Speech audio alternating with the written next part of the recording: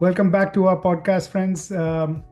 Politics is hot and heavy, rife here in the US. And the news of the day is the peace deal, the possibility of a peace deal between Putin and Zelensky. But day by day, as things are unraveling, new news items seem to be coming out. Putin, basically, Trump not happy with Zelensky, Zelensky firing back. There have been a lot of back and forth.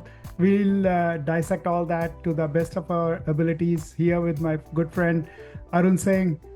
Hi, Arun. How are you doing? Soren, how are you? Good to see you again on this podcast regarding this Ukraine and Russia. Very interesting. It's very interesting, and I'm following it really closely. There's a meeting that's already taking place in Saudi Arabia, right, between only the US and the Russia involved.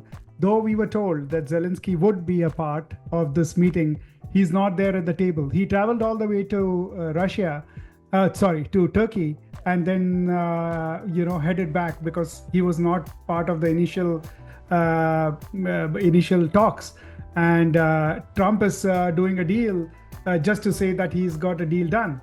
So hundreds of thousands of people have died on both sides. So why is he doing the deal in a silo, Arun? Well, Trump wants to put his hands on the Nobel Peace Prize this year. He's already got the war in Gaza and Israel stopped, and he wants to get two under his belt so they cannot deny him the Nobel Peace Prize. That whole thing, Soren, I mean, they're talking, about the peace deal. First of all, they got to put the missiles back in the silo, they say. They got to talk about the ceasefire because they're still shooting each other. So that's got to happen. And before they can have even discussion about this peace deal, I know Zelensky is jumping up and down to be part of those meetings. He wants to be at the big table. But these guys right now, Rubio and the Russian foreign minister, they're just playing the mediator. They're just trying to figure out, what's the disconnect, what do they need to do? Because this has gone on for 3.5 years and nothing has happened. So I don't blame them keeping, the Zelensky out of this meeting. Plus, also, I think that's Trump's way of doing things. He wants to get under Zelensky's skin to, get things going because Trump always has a motive behind a motive. And the way I see this one, Soren, is Trump thinks he can get the deal done, peace accord with Zelensky and Putin, but he's got his eyes on those rare minerals that they have in Ukraine. And, I think that's what Trump is looking at, that if he can just knock Zelensky down, get him out of the office. He's already started tweeting with him about him a dictator and he's not at the election. So he wants to get Zelensky out of the office so he can go get those value back. And the beauty of Trump is he would never be accused of not being transparent.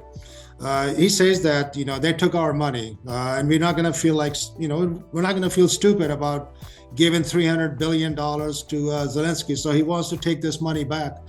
So that's what's going on in terms of, upsetting Zelensky, and Zelensky is falling right in the trap. I mean, Trump is tweeting left, right, and Zelensky now giving his statement. In his first term, sorry, you would not believe, maybe you know this, Trump had 23,000 tweets in 4 years. That is like an average of 15, 16 tweets a day. So there's just no way somebody can keep up with him on all these tweets nonstop. Look, he got under Trudeau's skin. He got him all wrapped up. So that's his strategy, that he's got a set of leaders that he does not like or respect. He just gets under their skin. And then there's like a strong leaders like Modi and Putin that he sees, and MBS in Saudi Arabia. He gives them more space and respect and deals with them differently. And the rest of the people, he just doesn't really care. And Zelensky is falling right in the trap. So you spoke about MBS. They hosted this meeting in Saudi Arabia. I wonder why Saudi Arabia to soften their image because MBS is, promised 1 trillion, I think, in business with Trump. Maybe because of the 2034 World Cup venue to justify that. The Live Golf Tournament is Trump giving them a free pass. What's the deal with the meeting in Saudi Arabia? Well, let's see, Soren. The neighbors north of us, Canada, they're pissed off at us. The people in South and Mexico, they're upset. And the Trump resort in Greenland is not finished yet. So I think Saudi Arabia seems to be a logical choice to have this meeting out there. I think there's just more, pieces on the chessboard. It's not just this Putin. Once again, Trump's got 5-6 agendas going on at the same time. I think that whole Abraham peace accord that he was trying to get done with Saudi Arabia and Israel, that's also part of the play why he wants to have those meetings in Saudi Arabia so he can get close to that peace. Trump family is close to Saudi Arabia from the business wise. I mean, they've been very open about it. They did a lot of business. They have been doing business, especially Kushner and all those, his son-in-law. So Saudi Arabia is also trying to change their image. And what better place would be to have a, peace summit that Saudi is arranging between meeting and Trump. So that's going to be the big marquee event. These wars, they don't, finish by a phone call. I think there's going to be a meeting between Putin and Trump that in Saudi Arabia, they're talking about maybe in a week or two. It's coming up that everybody would be looking at it. So there's just many more reasons. Saudi Arabia is trying to change its image. So there's many people with different motives. That's what I think they chose the venue of Saudi Arabia. So we'll see how this peace accord will play out. But I think Zelensky has some leverage over here. And it's funny that Europe has been kept out, completely out, shut out of these negotiations. They have no plan. They have no part in this negotiation. It's just between Russia and the US directly. And US and Ukraine, Europe and Ukraine have been left out. So, how is Europe going to react to this, right? They did not like the speech by J.D. Vance. They were up in arms about, about the speech. Their German Chancellor Scholz came out very strongly against the speech when he spoke about, backing the AfD or at least free speech and backing parties who even have hate speech that you don't agree with them. To give them a platform, which, of course, the Germans, they wouldn't agree. It's like giving the Muslims a platform to say anything destructive in India, which Modi wouldn't really do. So, are we seeing the end of NATO and the start of European military buildup again? How is all this going to play out? Yeah, Soren, for Europe, it's an oh shit moment. To be honest with you, they did not see this coming. That they had no clue that Trump will just come out and do a 180 on them.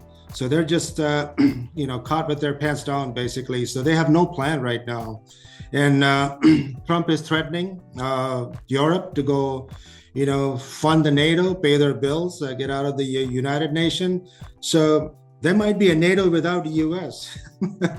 and then they can, add, Zelensky to that. The gravy train for the Europeans is also over. So these guys, they've turned socialist. They don't work. So did anybody who's managed operations in Europe. You know what I'm talking about. I've been there. After 2:00, they take lunch break and they go on, have a glass of wine and they have a siesta and they feel like they come back and they don't come back. So that whole continent is not working. That's just after they settled their fight after the World War II, they've just not been fighting. They've, outsourced all the fighting to US. And right now, Trump, Trump is all about Trump and Trump is all about his money. And it was just, when I saw that speech by J.D. Vance, I'm like, oh my God. These guys got to be thinking this is a continuation of MAGA. If JD Vance wins in 28, it's not European thinking Trump policy lasting 4 hours. It's just a continuation of that. So the Europe's caught off guard. They don't know what to do.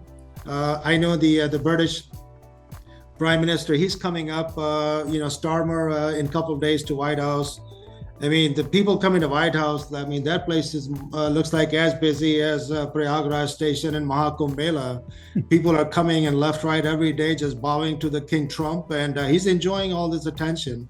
Right now, Trump can do whatever he wants, and he's just playing hardball with Europe. He just said that European cars manufacturers, they're going to have this tariff applied to them by April 2nd. So those people just have no plan. They are completely at Trump's mercy as to what happens to them. So, insults and barbs are flying left, right, and center. Zelensky said that Trump lives in a bubble of disinformation or something to that effect. Trump called him back, a dictator. And he said that his approvals were in the pits at 4% or so.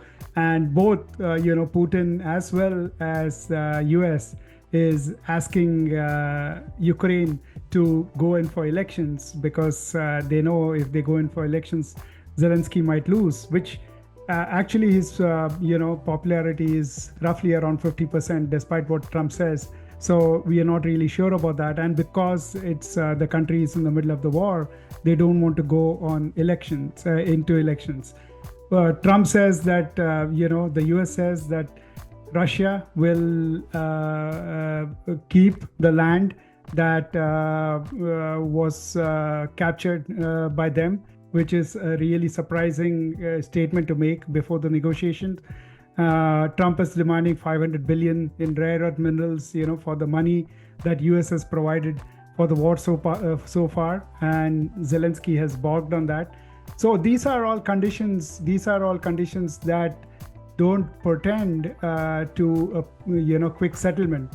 So how do you see this play out? What is your opinion on it before we actually close out, Aaron? Yeah, so like I said before, the situation used to change by the day and by the weeks. With Trump, it's by the hour. They're going to play it out. I mean, Russia's got, controlled 20% access of Ukrainian land. That's got lithium, so that's the big reason why they want to capture that. They're not going to let go of that. So I don't see that coming out of Russia's control. And the Zelensky, he's playing off exchange for security, so he can get the U.S. to be present in Ukraine to play as deterrent. So everybody's playing off each other as to what they want to get done. So everybody's got their hidden motives. Europeans just don't know what to do. They have no game plan. So right now there's going to be poker play between Zelensky and Trump and Putin. I mean, U.S. may just end up putting troops out there so they can get the rare earth minerals, basically out of, Zelensky. All that money sent to Zelensky. Zelensky is saying, I don't know what that money is. Some of the money is missing. So this is just crazy. You cannot script this. So this saga, I think it's just going to continue to evolve. Be very interesting to watch as it unfolds. But at the end of the day, if there's a way that this war stops, I think that'd be a good thing for everybody. I couldn't agree more with you. So that's our take on the peace talks between Russia and Ukraine that's currently on in Saudi Arabia. We'll bring more on this. We'll have a discussion more on this as the talks progress, or if they come to any kind of resolution or any kind of settlement. But right now, it seems it's off to a rocky start. So with that, we'll say thank you, good night, good evening, good day to all our listeners and viewers all across the world. Please share, subscribe, and comment on our podcast. Give us the thumbs up. Give us the motivation that we seek from you. Thank you all and have a good day.